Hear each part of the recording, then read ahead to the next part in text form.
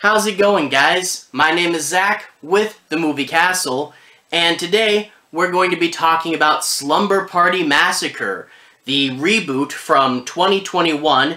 This is from Shout Studios and the SyFy channel. This is a SyFy original movie, and this is directed by Danishka Esterhazy and stars Hannah Gonera.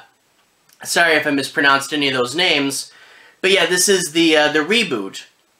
I feel better calling it a reboot than a remake, because it doesn't really follow the plot of the original and kind of does its own thing, so reboot. But that being said, this movie came out 2021, it's already 2022. Why I didn't cover this movie earlier, to be completely honest, I was kind of avoiding this. I really didn't think it'd be good. You see, the original Slumber Party Massacre is a classic. Out of those slashers that's not part of one of those major franchises, you know, everybody knows Freddy and Jason and Leatherface. Everybody knows the big ones. But when you go a little deeper, it's a really good slasher. You know, there's things like the Toolbox Murders and Silent Night, Deadly Night, and that's kind of on the level with these, you know, the slightly deeper cut, but all the slasher fans know it for a good reason. The original Slumber Party Massacre is a classic, and when I found out they were doing a new one, I was a little apprehensive. And it didn't help that one of the first things I heard about this movie was someone who was working on the movie and was talking about the original and said that there were a few elements in the original that were problematic, which instantly had me thinking, oh great, this is going to be a prudish PG-13 remake, and I was really just expecting it to be watered down and soulless. And so I know a lot of you who haven't seen this movie yet are kind of wondering what it is. You know, you have a, is it going to be soulless? Is it going to be watered down? Is it going to be one of those movies that just banks on buzzwords without any substance? And yeah, there is some of that, but there's also a lot of surprising things in this movie. And the weirdest thing with this movie is it is a mixed bag. It really is a mixed bag. But this movie, more than any other movie I've seen, you can tell the three-act structure. You know, sometimes you can tell the three-act structure just because of basic plot beats. Okay, here's the setup, and then here's the finale, you know? But this one is like three distinctly different tastes, you know? And that's the weirdest thing about it. The first part of the movie is the soulless retread. The first third of this movie is not very good. There's little Easter eggs like, hey, there's a phone van. You remember the phone van from the original. There's a guy with his eyes drilled out just like the original, or here's some of the costumes, you know?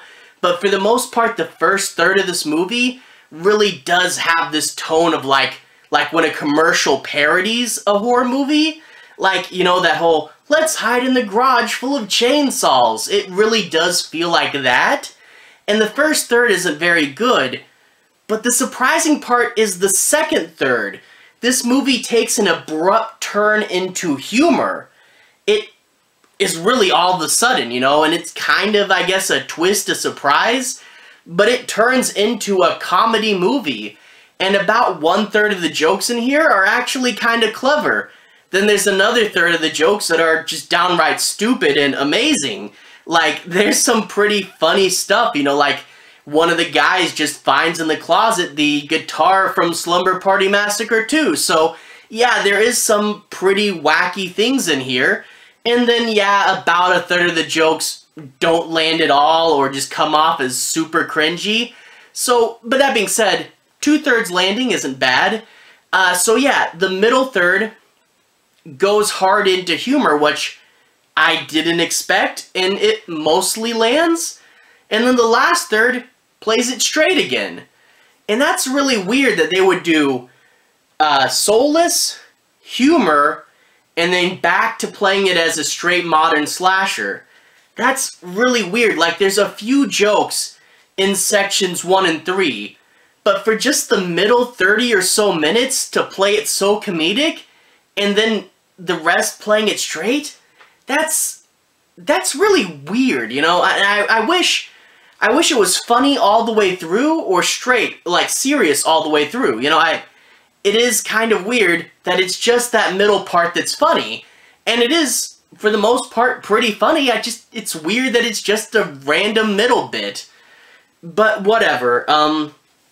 Like I said earlier, this movie is kind of a mixed bag. You get the original driller killer coming back, which is actually kind of a big deal, because if you watch the original Slumber Party Massacre trilogy, the driller killer is only in part 1, so it's really cool to get this guy to come back. And they actually do a funny thing where when he's in modern times, he's wearing a yellow shirt instead of a red shirt. Like, that's their big change, is now he's in yellow. Whatever. But he's back, and for the most part, like, you can tell that this actor really did study the original. Even if there's not too many other references to the original, the actor that played the killer is doing a really good job of being the killer from part 1. So I really do like that. But that being said, the kills in this movie aren't super great. Like, there's a kill towards the end where some girl gets her head in a fan, and that should have been cool. You should have made a dummy and stuck the dummy's head in the fan. But there really wasn't that great of a kill shot, you know?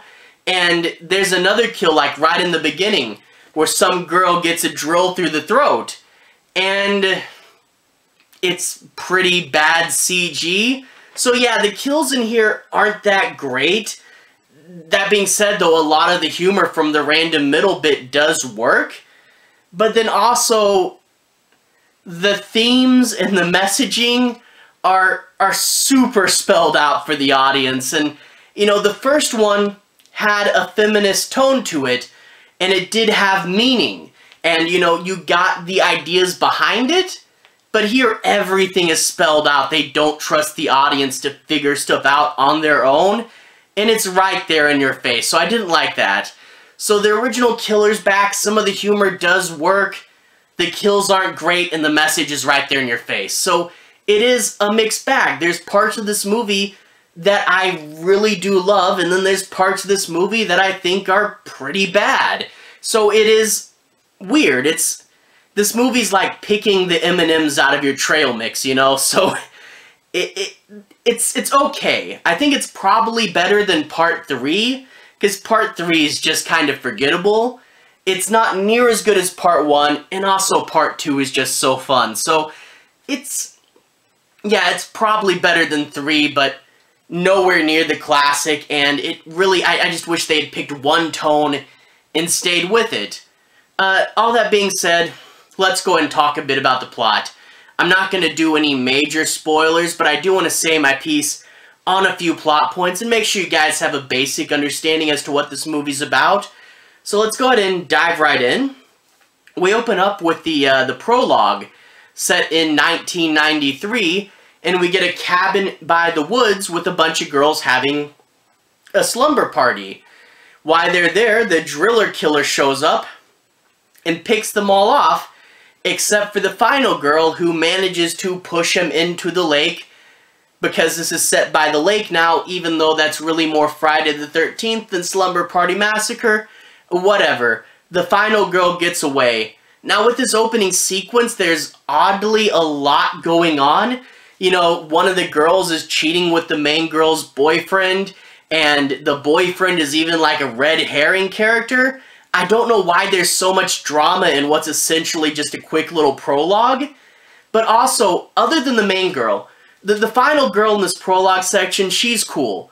But all the other girls, they feel like an AI made them based on, like, social media feeds. They're all pretty bad in the prologue, except for the final girl. The final girl's cool, but yeah, it's all these other characters are pretty bad. But whatever, they're dispatched with, and we're moving on to the present. We find that the final girl from the prologue has grown up, she's had a kid, and she's a little paranoid about safety, you know, multiple locks on the door, always wanting to know where her daughter is. It's kind of like, not so much Laurie Strode in Halloween 2018, closer to Laurie Strode in H2O, I guess. A little paranoid, but not so far off the deep end. But the thing with Halloween and where that works is it's a character from part 1, and it's the same actress. It's still Jamie Lee Curtis.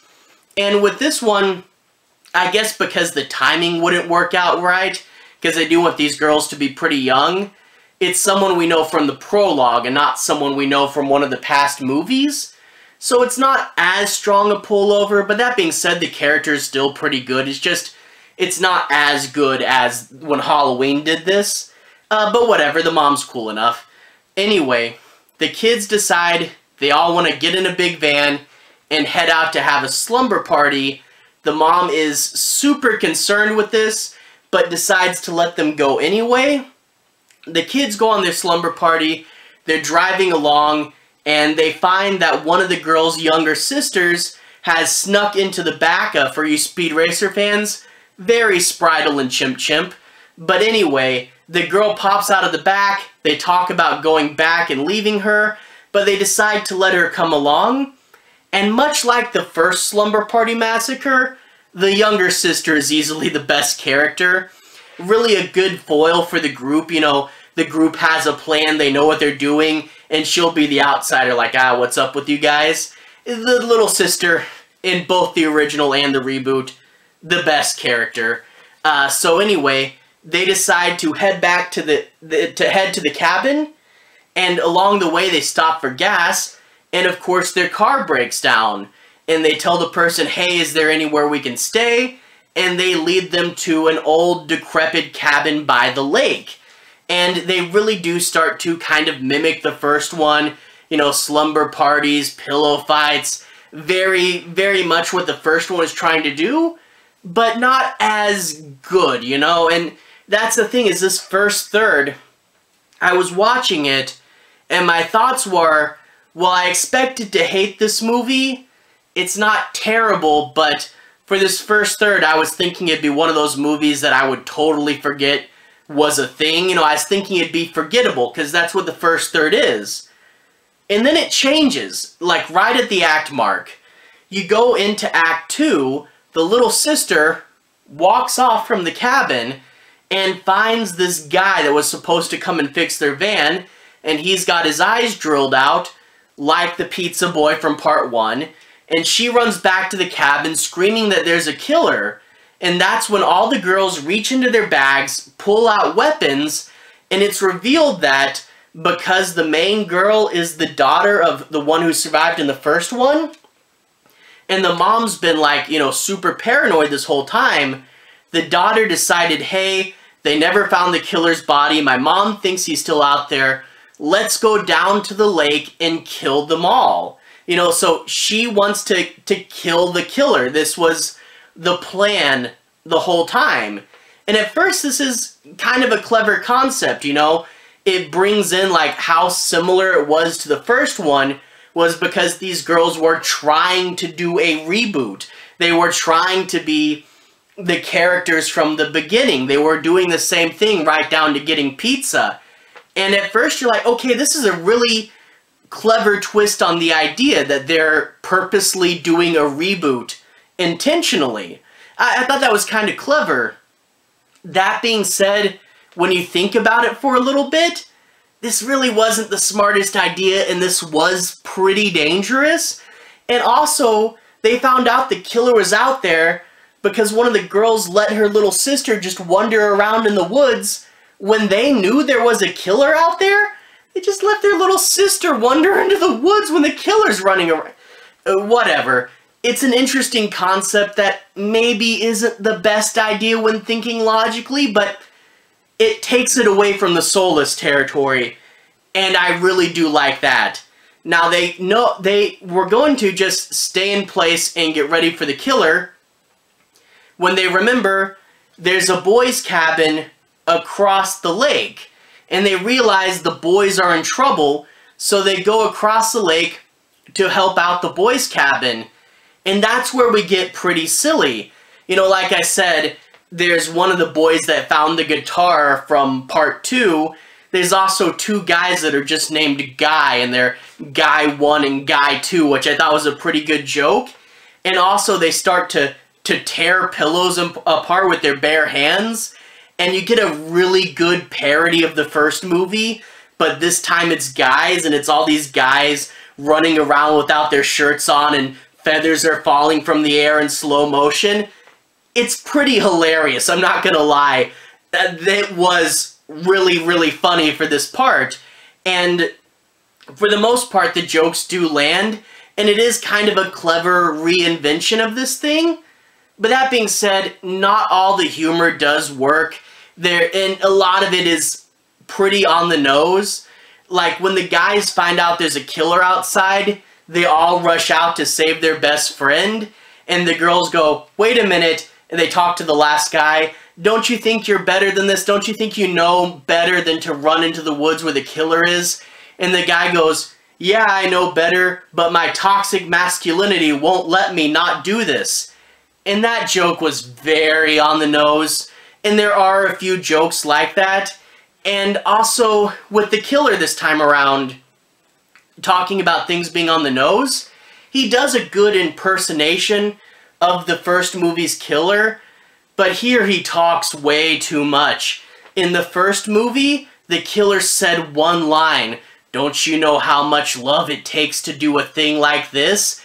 One line, that's all you get of his backstory and motivation, and it cracks into his psyche for the whole movie. Here he talks and talks. It's not like Freddy Krueger level of talking, but he says way too much, and it's overly spelled out. Like, the first one had feminist themes, and we all knew what his ridiculously large power drill was supposed to be. But here, like the girls pointed out, they say it. It doesn't trust the audience to figure it out. They point it out. It's very on the nose, very spelled out. There's nothing left for the audience to figure out, because the girls will say, you know what that power drill's supposed to be. I'm like, we know, you didn't have to say it. But anyway, it's very spelled out, and in turn, the over-explaining, a lot of the humor doesn't work. There's also this weird thing where some of the characters just don't care that he's a killer. Like, one of the guys walks up and goes, ah, you're Russ Thorne, you're the driller killer, big fan. And it's this weird thing in Hollywood movies that I never really got in real life. But in Hollywood movies, every now and then they act like people are just okay with sexual assault. You know, it's clear in this one, it's very spelled out, that that's what the murder is a metaphor for, and they have a lot of characters that are just okay with it. And, like, in real life, no one I know is okay. We all agree that sexual assault's a terrible, bad thing, but for whatever reason in these movies, I keep seeing a recurring theme that people are okay with this. I guess that's because they're all from Hollywood, and Hollywood's full of scumbags, but the rest of the world, no one thinks this is okay, and it's weird to see this recurring theme in movies where people are just chill with it. Whatever. It is what it is. But anyway, a lot of this is spelled out. A lot of the time, no subtle humor. You know exactly what it's supposed to be. Now, I feel like I'm harping on it a bit. A lot of the humor does land, and there were some pretty good jokes. It's just when it gets obvious, it gets super obvious. But overall, the second section, a significant improvement upon the first. But then we get to Act 3. Like, I'm watching this and I thought, oh, that was a good movie, an okay movie. It was a little short. And then I looked at the play button, like I looked at the timer on the bottom, and we were only 2/3 of the way through. I'm like, oh wow, we got another half hour in this thing. What's gonna happen for that half hour? And strangely, it reverts. It reverts back to a standard slasher. There's a few jokes like the guys that survive think the girls are the bad guys, that they're a radical group of men-hating feminists that want to, kill all men. So there are a few jokes, but they really, they, for the most part, go away, and we become a standard slasher again. which I could get if the first half you were playing it straight, just so when it turned into humor it was even more funny. But why go back? You already did, like, when you go as wacky as you did, and then you want to go back to playing it straight? That was super weird at the end. Overall, the end bit was better than the first. The kills are a little better, and the slasher sequences are pretty good. It's just super odd that it reverts back to a regular slasher after having gone so silly. Like, I don't know. It's super weird. But anyway, looking back at the whole movie, it had its high points and it also had its low points, and I guess it's okay.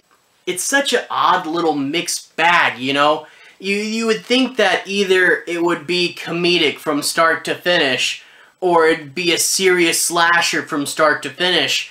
But to go really silly, and in some cases pretty stupid, in the middle of the movie, you know, and the stupid jokes were the best part.